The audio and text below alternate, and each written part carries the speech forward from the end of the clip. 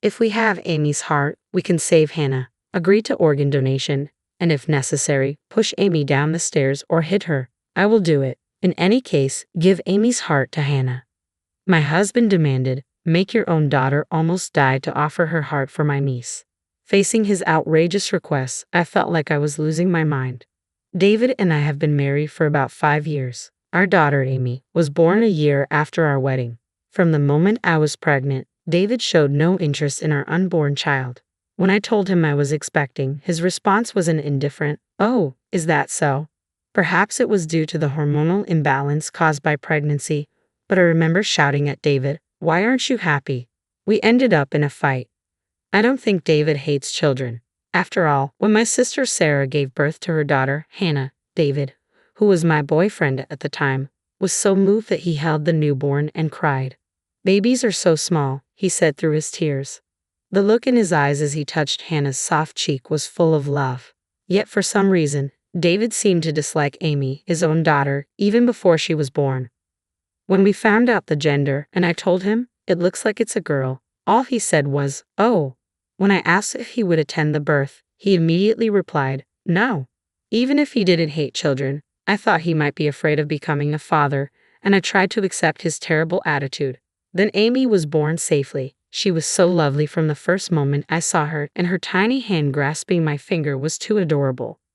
But David showed no interest in Amy. When Sarah visited with Hannah, who was 2 years older than Amy, David only doted on Hannah. I always wondered why. Why wouldn't David ever hold Amy? Why did he always look annoyed when Amy came near him? When I confronted him with these questions, he always answered irritably, "I'm busy with work. I can't afford to spend time on the child." David was ambitious, eager to get promoted as soon as possible. He actively took on extra work, often secluding himself in his home office to write business proposals. Perhaps work was the most important thing to David. Still, I always wished he would consider his family first. It might be selfish, but I had always wanted him to watch Amy grow up with me. Amy started kindergarten and began lively playdates with her friends every day. It often felt like I was raising her single-handedly, but I found solace in making mom friends, which somewhat eased my loneliness. When I confided in my mom friends about David, one of them, a candid and nurturing woman, suggested bluntly, "Why don't you consider divorce? Raising a child should be a shared responsibility between spouses. Being busy with work isn't a valid excuse, especially when Amy is 4 years old already. I'm surprised you've endured this for so long. Delaying decisions might hurt Amy more as she grows older. So, if you're thinking about it, sooner might be better. I hope you don't mind my input." Her words resonated deeply with me. I had been contemplating divorce myself, but I struggled with the uncertainty of whether I could manage alone and the guilt of potentially depriving Amy of her father, even if he was neglectful. So, her advice wasn't unwelcome. Instead, it felt like a weight lifted off my shoulders, urging me forward. I decided to broach the topic of divorce with David.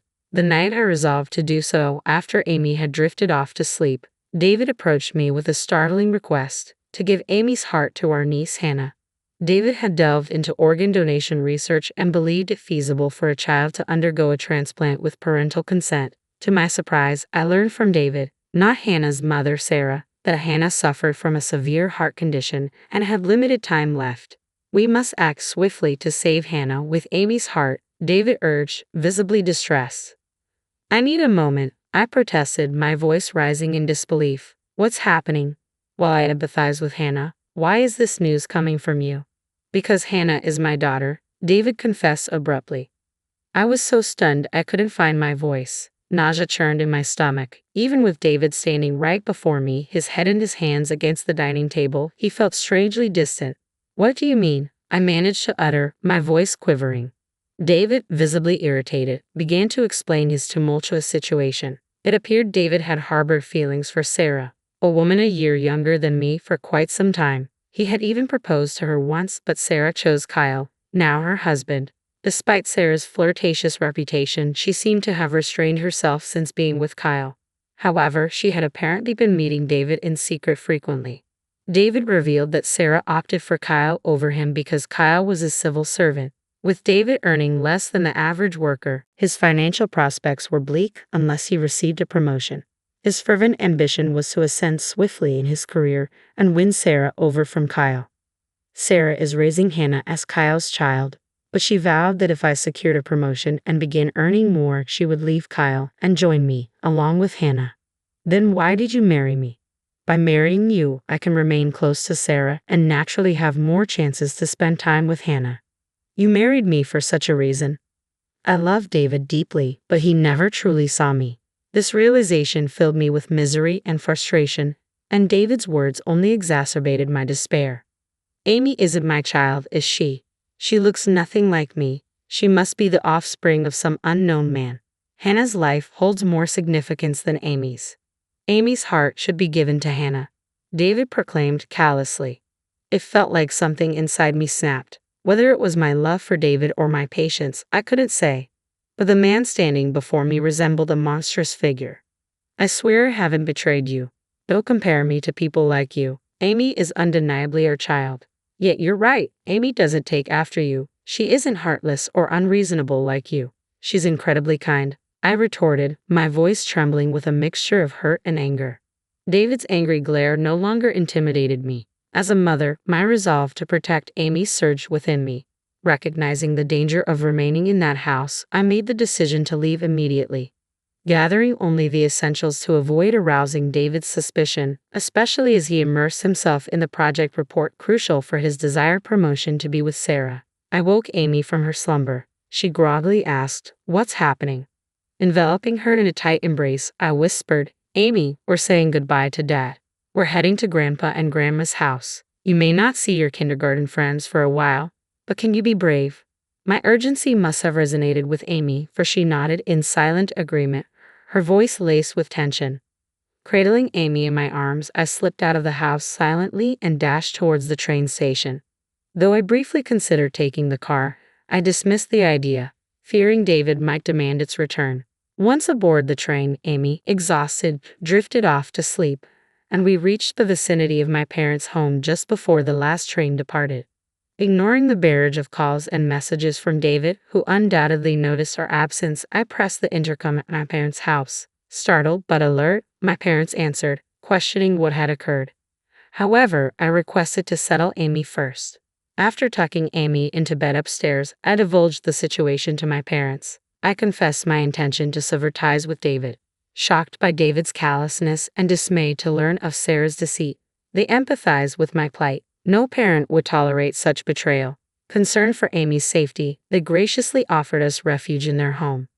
The following day dawned, finding us restless yet facing the morning nonetheless. Amy, seemingly unaware of the gravity of our situation, greeted the day with boundless joy upon seeing her grandparents. Observing my parents' affectionate doting on Amy, I recalled the words of a friend. "You should divorce him as soon as possible." Reflecting on her advice, I realized she was right. It dawned on me that David might have been plotting against Amy without my knowledge, a chilling thought that sent shivers down my spine. Ignoring David's incessant attempts to reach me, I composed a message. "I will be initiating divorce proceedings through legal channels. You are to have no further contact with Amy." Shortly after sending the message, I received a call from David's parents. "What's happening? David just informed us out of the blue that you two are getting divorced. Is it true that an affair caused this and Amy isn't biologically related to David?" To counter David's attempts to enlist his parents' support and regain custody of Amy, I decided to reveal everything to them. Their initial disbelief prompted me to extend an invitation for them to join us at my parents' house that very day. Given their proximity, they agreed to come over. That evening, with my mother tending to Amy, I found myself in the living room alongside Sarah, Kyle, my father, and David's parents. Sarah appeared uneasy, while Kyle's demeanor betrayed his simmering anger. I had already briefed Kyle over the phone about the previous day's events and David's intentions, which likely fueled his visible frustration with Sarah. "So, Hannah isn't my daughter after all, is she? It's true that David intended to use Amy's heart to save Hannah, isn't it?" Kyle's voice rang out, cutting through the tense silence. Sarah, who had been nervously biting her lip, finally broke down into tears under Kyle's relentless questioning. "Yes, but as Sarah's emotions spilled over, her demeanor transformed into something indescribably ugly. Despite my father and me being present, she began to speak as though she were a tragic heroine. "I wanted to save Hannah. That's why I approached David about Amy's heart. As a mother, isn't it only natural? How can you not understand the instinct to protect your own child? Is it because Kyle and Hannah aren't biologically connected that you can't grasp it? Despite revealing her own infidelity, Sarah played the victim, her tears flowing freely. Kyle let out a deep sigh. Though his clenched fist trembled with barely contained anger, he made a concerted effort to speak calmly. I've always loved and treated Hannah as my own daughter. When I learned that Hannah is Sarah and David's child, it was confusing, but my love for Hannah hasn't wavered. If there was a way to cure her illness, I'd do anything. But sacrificing Amy's life, to go to such extremes to save Hannah, you and David are beyond comprehension. Sarah, under the weight of Kyle's accusations, broke down into loud sobs. I'm so sorry. Watching my father offer a heartfelt apology to Kyle was gut-wrenching. David's parents, who had been listening in disbelief, joined my father in expressing profound regret to Kyle and me. Our foolish son, we deeply apologize. My father-in-law's voice quivered with remorse, underscoring the gravity of Sarah and David's transgressions. With Sarah's admission of her affair, the purpose of the meeting to ascertain the truth was fulfilled.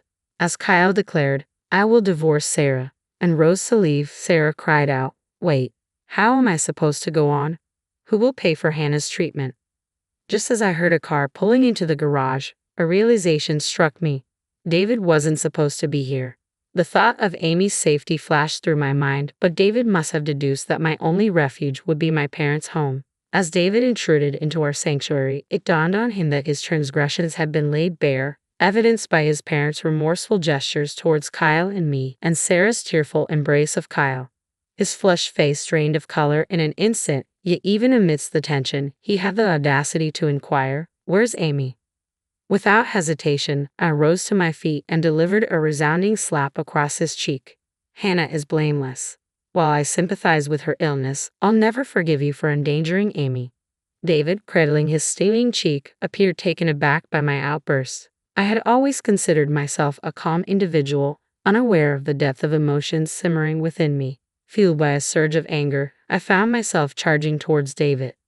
You're the only one guilty of infidelity. Amy is unequivocally our daughter. It's you and Sarah who have sunk to the lowest depths of humanity.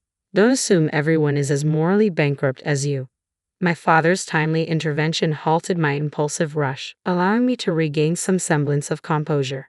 David, reeling from my verbal assault, exchanged bewildered glances with Sarah. Dislodged from Kyle's embrace, I stood alone, visibly shaken. David, I'm filing for divorce from Sarah. If you still wish to be with her, that's your choice. But know this, I'll never surrender custody of Hannah to monsters like you. Kyle's harsh, almost cursing tone seemed to instill fear in both Sarah and David. Consequently, they were expelled from their homes and disowned by their parents. Through legal channels, Kyle initiated divorce proceedings against Sarah and successfully gained custody of Hannah. It became apparent that Sarah was frequently absent, leaving most of the caregiving responsibilities to Kyle, who took an extended leave from work to care for Hannah. Likewise, I sought divorce from David with the assistance of a lawyer. In response, David sent a venomous text expressing his intent to marry Sarah. However, despite their plans, Sarah and David never tied the knot. Their parents severed all ties with Sarah, leading to her eventual mental breakdown and hospitalization. Despite her infidelity, it became evident that Sarah harbored genuine affection for Hannah. The inability to see her daughter shattered Sarah's resolve. Kyle, in a moment of disdain, remarked, "She used to complain about the hassle of caring for her," a sentiment I found myself echoing. Amy and I have found solace in the tranquility of my parents' home. At her new daycare, Amy has blossomed, making new friends and thriving in health and vitality. I maintain regular contact with Kyle, who informs me that Hannah is scheduled for a heart transplant operation. When we visited Hannah, she greeted us with a sweet smile and whispered to Amy, "After the surgery, we'll have so much fun together." Kyle and I have weathered our share of hardships, but we're now determined to raise our children with care and responsibility. As two single parents, we forged a bond of support and commitment. I can't help but smile, envisioning the future where Hannah and Amy frolic together in joy.